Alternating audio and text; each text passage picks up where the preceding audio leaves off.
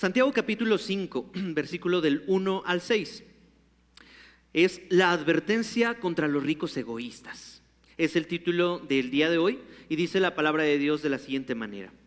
Estamos leyendo la Nueva Biblia de las Américas. Dice la palabra de Dios: oigan ahora, ricos, lloren y aúllen por las miserias que vienen sobre ustedes. Sus riquezas se han podrido y sus ropas están comidas de polilla. Su oro y su plata se han oxidado. Su herrumbre será un testigo contra ustedes y consumirá su carne como fuego. Es en los últimos días que han acumulado tesoros. Miren, el jornal de los obreros que han cegado sus campos y que ha sido retenido por ustedes, clama contra ustedes. El clamor de los segadores ha llegado a los oídos del Señor de los ejércitos. Versículo 5. Han vivido lujosamente sobre la tierra y han llevado una vida de placer desenfrenado. Han engordado sus corazones en el día de la matanza. Han condenado y dado a muerte al justo. Él no les hace resistencia. Oremos nuevamente por esto. Señor, estamos aquí para que tu palabra y tu Espíritu Santo pueda penetrar en nuestro corazón y discernir nuestras intenciones. No es un texto sencillo y Santiago no ha sido sencillo para todos nosotros, Señor. Y sigue siendo también contundente y una advertencia fuerte en contra de aquellos que se enriquecen a costa de los pobres, Señor, y aquellos que obran deshonestamente y con corrupción. Señor, hay un juicio venidero y Padre, sé tú hablando y quebrando el orgullo de cada uno de nosotros para que seamos cada vez conformados a tu imagen, Señor. La advertencia es clara y la esperanza en Cristo también lo es, de que el que empezó la buena obra en nosotros la perfeccionará hasta el día que tú vengas. Háblanos en el nombre de Cristo Jesús. Amén y amén. Muy bien, quiero darles un dato curioso para aquellos que son aficionados al fútbol. Esta noticia me llegó a mis oídos hace algunos días y para mí fue como irrelevante. Sí, cuando la escuché por primera vez dije, está bien, es un dato, es una noticia. Sin embargo, quiero leerte esta nota. 10 años después de haber emigrado a Europa, Jesús Manuel el Tecatito Corona, ¿sí? ¿Alguien lo ubica al Tecatito Corona? No, algunos sí, otros no. ¿Sí? Regresa a casa con los Rayados de Monterrey. El club con el cual debutó y que pagó una millonada al Sevilla por su regreso. En Monterrey llega a reforzar, ¿sí?, un equipo que tiene una de las plantillas más importantes del fútbol mexicano. Y se une el español Sergio Canales. Eso pues para algunos podría decir, bueno, ¿y eso para mí qué? Bueno, vamos a continuar. En la apertura del 2023 en la Liga de México, sí, alguien se preguntó, ¿y cuánto gana el Tecatito Corona con los Rayados? Bueno, mientras que el Tecatito Corona, dice la entrevista, tendrá un salario entre 2 y 3 millones de dólares por año. Eso es más o menos como 34 a 55 millones de pesos mexicanos. Hagan las cuentas. ¿Cuánto va a ser su ingreso al mes? Pongámosle un 35 entre 12. Pues un chorro de dinero en toda esta temporada, las siguientes 2 temporadas, más bonos por objetivos alcanzados, según Medio Tiempo y Azteca Deportes. Yo no soy un aficionado al fútbol, me gusta jugarlo y hemos promovido el fútbol, las cascaritas con otras iglesias. Lo que llama mucho la atención aquí y es, ¿qué va a hacer el Tecatito con tanto dinero en su bolsillo? ¿Qué va a hacer el Tecatito cada semana? Es decir, la imaginación no me alcanza para poder predecir qué va a estar haciendo o qué es lo que va a estar gastando. Ahora, no nos pongamos como investigadores cada vez y diciendo, a ver, ¿qué va a ganar? ¿Cuánto va a gastar? Uy, no, y lanzando juicios. No. Porque esto va muy hilado, ¿sí? Cuando estaba preparando el sermón, con Santiago capítulo 5. No sabemos el corazón del Tecatito, que Dios lo alcance y que Dios lo redima, ¿sí? Al igual que todos los que no conocen de Cristo. Pero la iglesia, en la carta de Santiago, estaba pasando, quiero contrastarlo, con una hambruna y una crisis de persecución. En la iglesia primitiva estaban pasando circunstancias hostiles y había hambruna. Es decir, algunos piensan que después de toda esta dispersión, algunos se dedicaron al comercio y Dios los prosperó en el comercio. Habían otros que en la dispersión se habían dedicado a trabajar las tierras. Había una situación difícil de persecución y había una gran grieta en la integridad de la iglesia de aquellos días. Algunos sí dicen, bueno, regresemos a la misma cultura que la iglesia primitiva. Debemos de orar para que nos haga como la iglesia primitiva. Hay que tener mucho cuidado con lo que pedimos, porque en la iglesia primitiva, o cuando Santiago, el medio hermano de Jesucristo, toma el liderazgo de la iglesia, ¿sí? se encuentra con rasgos muy característicos de gente cristiana y no cristiana que estaba llegando a congregarse, y uno de ellos era el mal manejo o el no manejo de la lengua. En esas circunstancias, muchos no sabían cómo enfrentar con gozo esas dificultades. Por eso Santiago habla al respecto del gozo. También la murmuración, el chisme y la contienda estaban siendo confrontadas duramente con la palabra de Dios.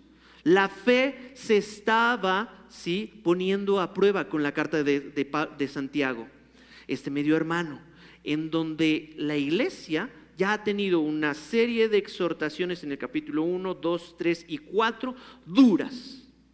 ¿Realmente conoces y crees en Jesucristo? Pongámoslo a prueba.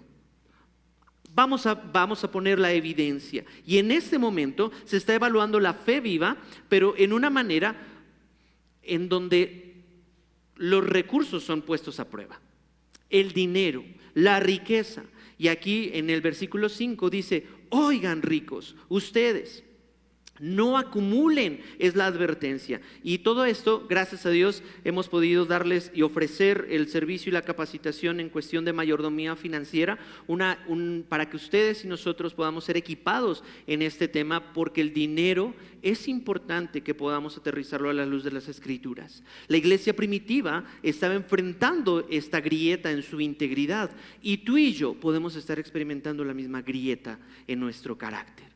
¿Cómo está siendo utilizado los recursos? Si de una forma piadosa o de una forma egoísta, ¿sí? ¿Cómo se administra la riqueza? No quiero ir repitiendo mucho, pero por designios de Dios, lo que se vio en el discipulado de las 3, en todo este equipamiento, en este taller, pues Dios tenía planeado que también pudiera remarcarse. ¿Cómo se administra la riqueza? Es una prueba espiritual, ¿sí? Y los ricos en la carta de Santiago estaban siendo probados. Los recursos, mi querida iglesia, en sí, esto que tenemos, tu celular, lo que llevas vestido, no es pecaminoso, ¿sí? No tiene alma la ropa o las prendas que vistes, o las riquezas o el dinero que puedes llegar a tener. No tiene un alma que sea condenable. El uso y abuso de esos recursos es lo que se va a poner aquí. Hay una denuncia en contra de un sector, los ricos impíos. Hay una advertencia ahí. Dice, en el versículo 1, oigan ahora, ricos, lloren y aúllen por las miserias que vienen sobre ustedes. En pantalla van a aparecer unas diapositivas que quiero compartirles, ¿sí? En la primera imagen. Oigan ahora es un llamado para prestar atención. Algunos dicen, comentaristas, que esto es como un eco de lo que sucedía en el Antiguo Testamento con los profetas. Igual en el versículo 4:13, ustedes ricos, oigan esto, es un llamado a dos grupos de personas. Hay dos posturas, ¿sí? Algunos dicen que habían unos ricos en la iglesia que eran creyentes, y otros dicen que habían ricos que no eran creyentes, pero iban a ser destinada esta carta. Dice ahí en la pantalla, ahora escuchen ustedes los ricos. Y a manera de conversación, sí, ¿qué tienes que decir? Lloren a gritos por las calamidades que se vienen encima. Pues no hemos tenido calamidades, solo esperen, ya vienen. Los ricos son aquellos que tienen más dinero o bienes del que necesitan para vivir. Sin embargo, la riqueza, como ya lo mencioné, por definición no es pecaminosa, no es malo si el Señor te ha beneficiado y te ha dado prosperidad. Quiero utilizar bien este término. Si ha prosperado tu negocio, ¿sí? Si tú tienes recursos, en sí no es. La advertencia está para los ricos que usan el dinero de manera egoísta y sacan a Dios de la fórmula. Ahí, para aquellos que están teniendo un uso del dinero de forma egoísta, ahí sí les está diciendo, lloren y aúllen. Qué fuertes palabras, porque eso normalmente lo relacionamos pues, con los perros. O incluso el llanto y el aullido que se menciona aquí se refiere al mismo lamento para cuando estaban en un momento de duelo. Aquellas personas que se rasgan las vestiduras por haber perdido a alguien, en aquella época era usada esa frase, un llanto de lamentación profunda, una expresión de fuerte tristeza. ¿Frente a qué? Por si nadie se murió, frente a un juicio de condena que vendrá. Todavía no llega, pero vendrá. Sean pacientes. Es el mismo tono que Pablo en el capítulo 4, versículo 8 usa con respecto a los orgullosos, que su llanto se convierta en tristeza. ¿Sí?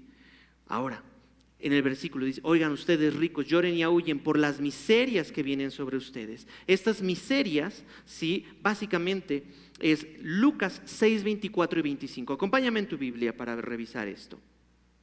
Lucas 6, 24 y 25.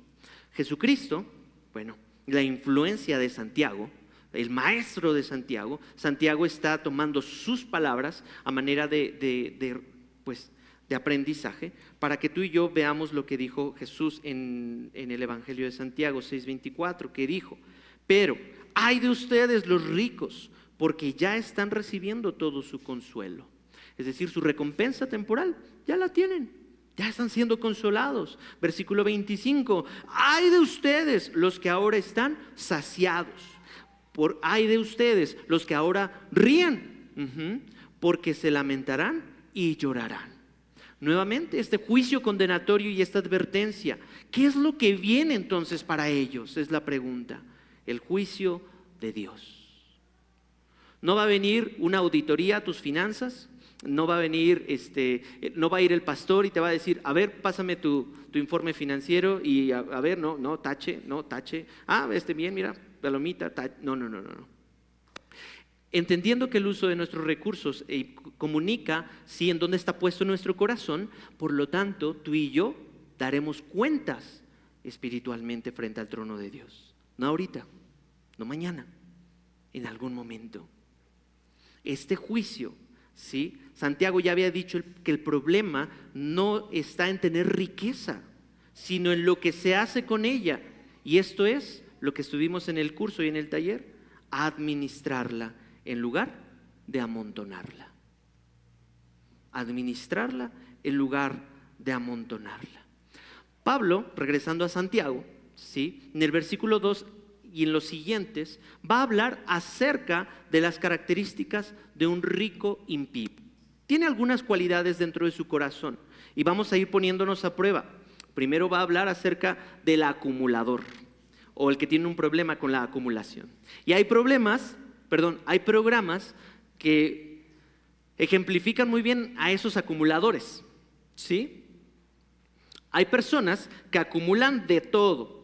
Coches, monedas, cucharas, ropa de los niños, acumulan hasta el cordón umbilical del bebé, del chamaco, acumulan hasta basura.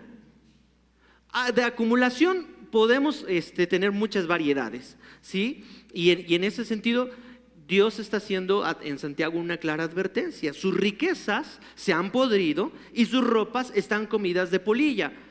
Su oro y su plata se han oxidado. Su herrumbre será un testigo contra ustedes y consumirá su carne como fuego.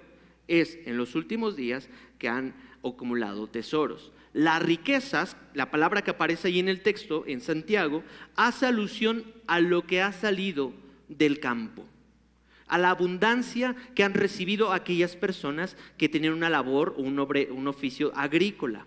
Y Dios nos ha dado todo lo que necesitamos a través de los árboles, del fruto que sale de la tierra, de los animales. Es decir, esas riquezas, ¿sí? En la antigüedad era su fuente de ingresos, ¿sí? Sin embargo, esa fuente de ingresos, algunos la acumulaban. Ahora, si tú compras fruta, ¿cuánto tiempo dura la fruta en tu canasta? Los plátanos, ¿cuánto dura? ¿Como una semana? 2 semanas. ¿Cuánto me puede durar una caja o por un kilo de manzanas? ¿15 días? Más o menos. A menos de que ya esté empacada y tenga todas estas pues, sustancias que las hacen que perseveren o caduquen con mayor tiempo. Pero en aquella época no había conservadores, no había refrigeradores, no había lo que tú y yo tenemos. Y algunas personas pensaban, voy a acumular todo lo que coseché de peras, voy a acumular todo lo que coseché de uva, de higo y de todo esto. Sin embargo, van a caducar. Así de necio era la acumulación en aquellos días. Cuando menciona Santiago de que han acumulado su ropa, también en la antigüedad no había la moneda como tú y yo la conocemos, o mejor dicho, la ropa también era un medio para poder negociar. Algunas prendas eran hechas de lino egipcio, de colores, y era muy valioso. Tan valioso que algunas personas lo acumulaban para que subiera de precio, ¿sí? Y valiera más con el pasar de los años. Santiago está diciendo, bueno, puedes acumular eso a manera de ahorro, ¿sí? Pero se enfrenta a ser comido por la polilla. El oro y la plata, pues son minerales que son resistentes. Eso es cómo se van a echar a perder. Bueno, las monedas de aquellos días eran mezcladas, ¿sí? Con otras sustancias que cuando se acumulaban o se enterraban, o algunos, no es muy lejano a nuestro México querido, que emparedaban las monedas, o ahí se pueden llegar a oxidar. Se pueden llenar de esta herrumbre, este color rojizo que tienen los metales, y entonces pierde el valor. Santiago está diciendo, no sirve para nada que podamos acumular todo esto. Es una necedad. Es una necedad. Y en la antigüedad había suficientes causas naturales como para perder la validez de la riqueza. El medio ambiente, las polillas, todo. Y es similar. Quiero ahora traernos nuestra cabeza cómo eso podría verse en nuestra actualidad. Pues una devaluación. Aquellos que tenían su gran esperanza en sus ahorros y ¡paz! Que llega la devaluación, ¿no? O la inflación económica. O a algunos, que ha sido mi caso, que les han robado por internet. ¿Sí? Les han llegado cargos que no reconocidos y dice, ¿y esto? Oye, pero es que esto lo tenía destinado para comprarme unas garnachas y ahora, no sé, tal aplicación me cobró un extra o me cobró algo que no tenía contemplado, se domicilió un pago que a lo mejor tú no tenías presupuestado, y entonces así de volátil es lo que tú y yo podemos llegar a tener. ¿Sí? ¿Soy yo o está el calorcito bueno? ¿Sí soy yo o sí está bueno? ¿Hay manera de abrir las ventanas? ¿No? ¿Me ayudan, anfitriones, por favor? Alguien dijo, ¡ay, cuántos servidores salieron! Alguien dijo que lo único que me dice el dinero es a Dios. Sabias palabras de mi madre cuando vivía allá en el rancho. Me decía, hijo, no está bien que acumules, pero tampoco está bien que cuando te llegue el dinero parezca que te quema las manos y lo gastes sin presupuestarlo. Esta porción bíblica hace un claro llamado, no acumules, porque entonces serás consumido con fuego en el día, porque tu seguridad, tu plenitud, tu confianza estuvieron depositadas en los bienes materiales. Y eso, mi querida familia, hay conflictos familiares. Puede llevarnos a tener una enemistad y poder, ser hostiles en contra de nuestra propia familia. Cuando tú y yo pongamos nuestro amor o nuestra confianza en algo perecedero, nuestro corazón está comunicando una idolatría. Y eso es condenable. Eso es condenable. ¿Qué tienes que no te haya recibido, que no te haya sido dado por Dios? Inclusive por una cuestión intelectual. Es que yo lo gané, es que estoy acumulando conocimiento. Dios puede mandarte una enfermedad y todo eso, bye. En los últimos días que han acumulado tesoros, es la condena para aquellas personas acumuladores de la riqueza específicamente. Y repito, porque algunos pueden decir, sí, esos mendigos ricos, sí, ya esos se deben de ir al infierno. ¿Por qué? Yo estuve ahí. Sin embargo, también en esa actitud del corazón era, sí, que se vayan esos ricos al infierno, era porque mi corazón estaba insatisfecho con lo que Dios me había dado o no me había dado. Y entonces criticaba a los que tenían lo que yo pensaba que me iba a dar plenitud. El problema no está en tener riqueza. Job era muy rico y eso no le quitó lo piadoso para con el Señor. Abraham, y hay muchos otros personajes, sino lo que está mal es lo que se hace con ella. Y si no es administrarla, mejor no la amontones. Aquí nada más como este personaje de El Señor de los Anillos, ¿cómo se llama? Sméagol, ¿no? Mi tesoro. Aquí. Gollum. Bueno, Sméagol, Gollum, ¿no? Es el mismo. Y hasta le cambiaba el semblante porque su tesoro estaba puesto en ese anillo. Hay algunos que les cambia el semblante cuando les llega la quincena. Y como no se previnieron y tratan de acumular placer gastando nada más sin consultar a Dios, entonces no pueden llegar a final de mes. Y ahí están arañando paredes. Y entonces, si no obtienen lo que quieren, se transforman y les sale el cobre, les sale lo que llevan adentro, el Gollum que llevan adentro.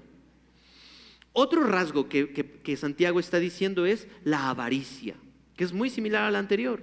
Versículo 4 de Santiago 5 dice, miren, pongan atención, que sus ojos observen. Miren, el jornal de los obreros que han cegado sus campos y que han retenido por ustedes, clama contra ustedes. El clamor de los segadores ha llegado a los oídos del Señor de los ejércitos. Aparece ahí. En esta imagen había un pago adecuado, ¿sí? Que era el salario. Sin embargo, ahí Santiago está diciendo, algunos de ustedes en la iglesia primitiva están acumulando y retrasando ese pago y entonces ya no hay salario, ya no hay salario, ya no hay salario, ya no hay salario. Algunos comentaristas dicen que muchos de los cristianos estaban trabajando, ¿sí? La tierra, ¿sí? Cultivando, cosechando, y entonces habían unos ricos que es posible que sean cristianos y que perdieron totalmente a Dios y que estaban retrasando ese pago. ¿Por qué? Porque recuerden que no había cuenta donde depositarlo y cada uno vivía de lo que recibía al día. Ahora imagínense, no recibir su sustento del día, no hay manera de proveerle a tu familia. ¿Cómo van a decir, querida esposa, queridos hijos, hoy fui a la iglesia? Ay, qué bueno, papá. ¿Y te encontraste con el patrón? Sí. ¿Y qué te dijo? De que no me va a pagar. Híjole, esa era la condición en la que estaban muchos cristianos o algunos ricos impíos. Santiago 2:6 dice, menciona a esos ricos, vamos a ver, pero ustedes han despreciado al pobre. ¿No son los ricos los que los oprimen y personalmente los arrastran a los tribunales? ¿No blasfeman ellos el buen nombre por el cual ustedes han sido llamados? Si en verdad ustedes cumplen la ley real conforme a la Escritura, amarás a tu prójimo como a ti mismo, bien hacen. El problema no está en las riquezas que tienen, el problema no son los ricos, sino la actitud del corazón, porque hay algunos que no tienen probablemente las mismas riquezas y batallan también con la avaricia. Hay pobres que batallan con la avaricia, hay ricos que batallan con la avaricia, pero también hay ricos que ponen a Dios por primer lugar. Y hay pobres, si puedo utilizar en este lenguaje, que también ponen a Dios como primer lugar. Lo que les recibe Señor, esto es tuyo, esto te pertenece. Hay una clara advertencia porque los judíos sabían la ley, la Torá, y en Deuteronomio 24, sí, identificaban esto. Deuteronomio 24, 14 y 15. Acompáñame ahí, a ver, Deuteronomio 24, 14 y 15.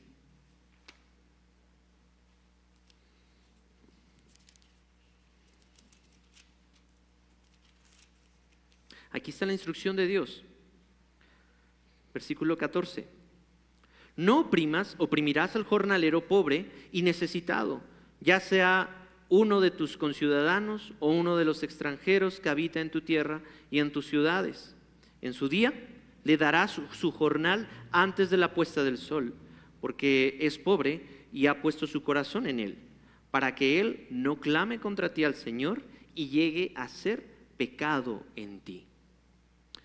Aquí hay algunos que tienen empresas, que son dueños de empresas. ¿Cómo estás con esto? O incluso tú puedes ser el empleado.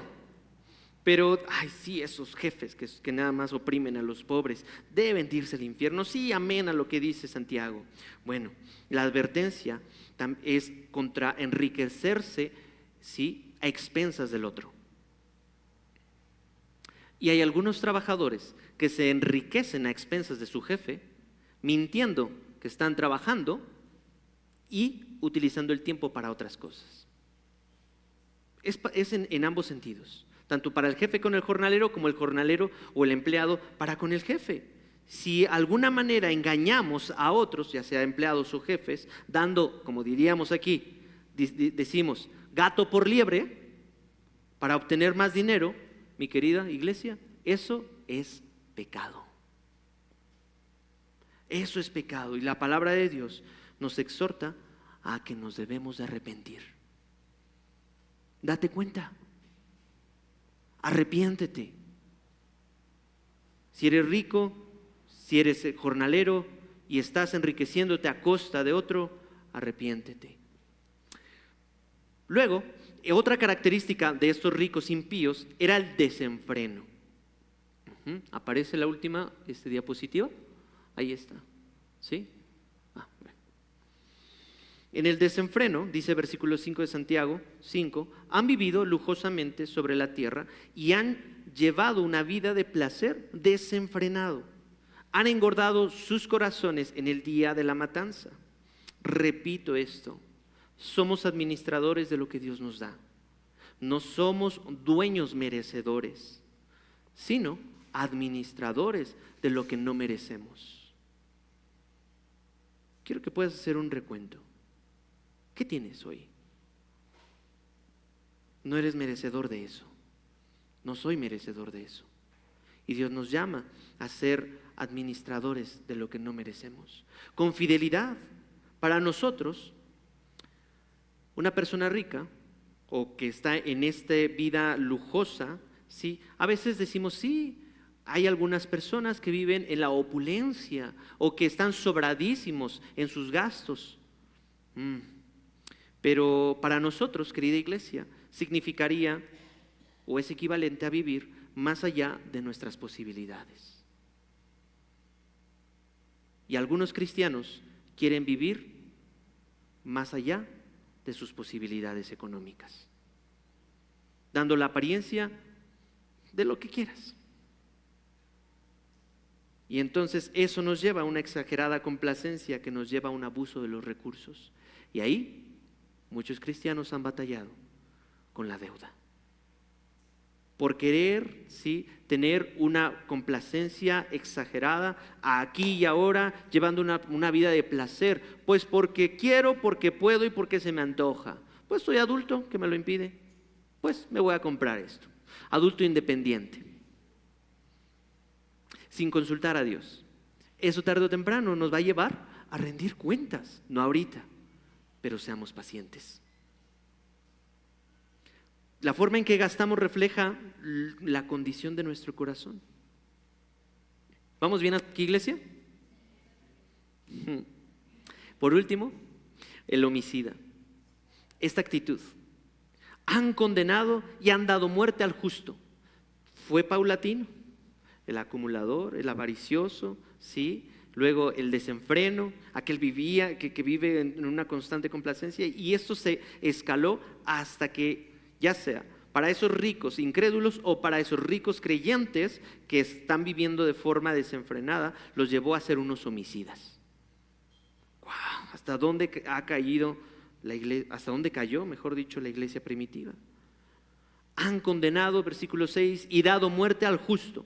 Él no les hace resistencia. La advertencia se extiende totalmente a este tipo de personas, entre el rico y el pobre, que estaban llevando a aquellos a los tribunales. Y como los ricos poseían más recursos para pagar a alguien, entonces injustamente condenaban al pobre y lo llevaban, pues, a la muerte. Abordar la desigualdad entre ricos y pobres es de lo que se trata en esto, y lo que ya Santiago también ya nos ha hablado. ¿Cuál debería ser la actitud del cristiano entonces? ¿Cuál debería ser nuestra forma de gastar? ¿Cómo revela? ¿Cómo salimos después de este test? No quisiera quedarnos ahí, porque Santiago es sumamente condenatorio, sino que quiero que tú y yo podamos tener una visión bíblica del dinero o de los recursos. Esto es lo último que voy a aportar para el sermón. ¿Cómo podemos tener una visión bíblica del dinero? Es muy sencillo, lo puse en 2 puntos. Primero, todo es del Señor. Todo es del Señor. A Dios no le hacemos un favor considerándolo en nuestro presupuesto. La realidad es de que el Señor es tan generoso que nos encomienda lo que a Él le pertenece, lo que es suyo. Primera de Timoteo 5:8 dice: pero si alguien no provee para los suyos, y especialmente para los de su casa, ha negado la fe y es peor que un incrédulo. Si todo es del Señor, debemos de proveer para los de nuestra casa. Una encomienda para sostener a los que están bajo nuestro cuidado. Todo es del Señor. Consideremos a Dios, no lo pasemos por alto. Y un segundo punto, una segunda visión, porque esto es muy extenso y gracias a Dios por lo que ustedes están aprendiendo en el curso de finanzas, es para la extensión del reino de Dios. El uso de nuestros recursos, reitero, comunica el estado de nuestro corazón con respecto a lo material. ¿Qué importancia le das a los asuntos de Dios? Es un asunto tan básico como de que de Él son nuestros diezmos y nuestras ofrendas. Primera de Corintios 16:2 dice que el primer día de la semana cada uno de ustedes aparte y guarde según haya prosperado, para que cuando yo vaya no se recojan entonces ofrendas. ¿Cómo estamos entonces con los asuntos de Dios cuando se trata de cuidar a los necesitados, a los huérfanos, a las viudas? Primera de Juan 3:17 y 18 dice: pero el que tiene bienes de este mundo y ve a su hermano en necesidad y cierra su corazón contra él, ¿cómo puede morar el amor de Dios en él?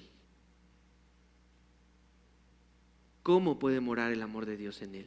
Si ve a un necesitado y dice: sí, que Dios te bendiga, que Dios te provea lo que necesites. Versículo 18 dice, ahí en Primera de Juan: hijos, no amemos de palabra ni de lengua, sino de hecho y en verdad. En ese sentido, Gálatas 2:10 también nos dice, cuando Pablo estaba diciendo: oye, pues yo tengo una gran encomienda, yo tengo un llamado para los gentiles, él conocía y reconocía que ir y utilizar todos sus recursos y todos sus esfuerzos para alcanzar al necesitado era imperativo. Gálatas 2:10 dice: solo nos pidieron que nos acordáramos de los pobres, lo mismo que yo estaba también deseoso de hacer.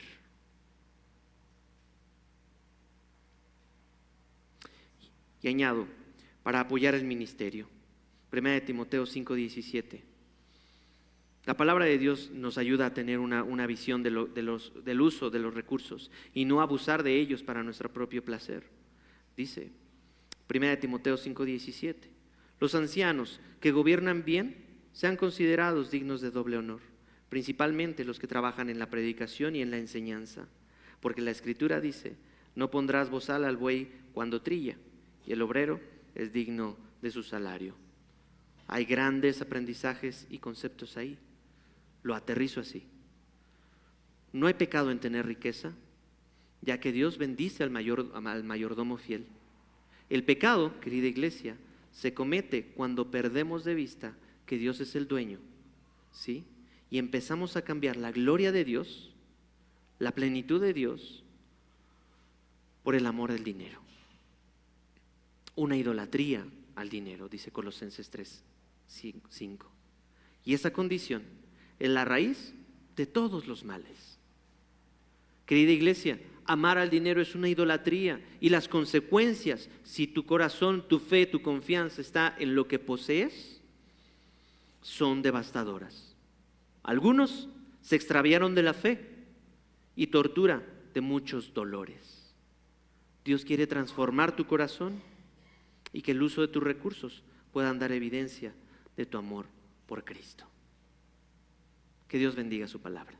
Vamos a orar. Señor, es claro el llamado y la advertencia para aquellos ricos que son egoístas y que te sacan, Padre, de la fórmula y no te contemplan en su voluntad. Padre, ayúdanos a seguir creciendo y a ejercer una mayordomía que te glorifique en la cuestión de recursos. Para aquellos, Padre, que están aprendiendo o que estamos aprendiendo, Señor, bríndanos ese temor delante de ti con tus recursos, porque nuestra plenitud no viene del dinero. Nuestra plenitud y pues quiénes somos, Señor, nuestra identidad no viene de lo que acumulo o de lo que logro enriquecerme para poder gastarlo desenfrenadamente, como este mundo lo enseña. Señor, te ruego por cada uno de nuestros corazones, porque demuestran, Padre, que somos pecadores. Sin embargo, sé tú, Jesucristo, ayudándonos a tener un nuevo corazón, a poner nuestra mirada en lo eterno y no en las cosas terrenales que pueden corromperse. Señor, te necesitamos para que en esta área de nuestra vida sea sometida bíblicamente y seas tú, Señor, dándonos un nuevo entendimiento de tus riquezas. Te ruego por aquel, Padre, que está batallando con idolatría al dinero.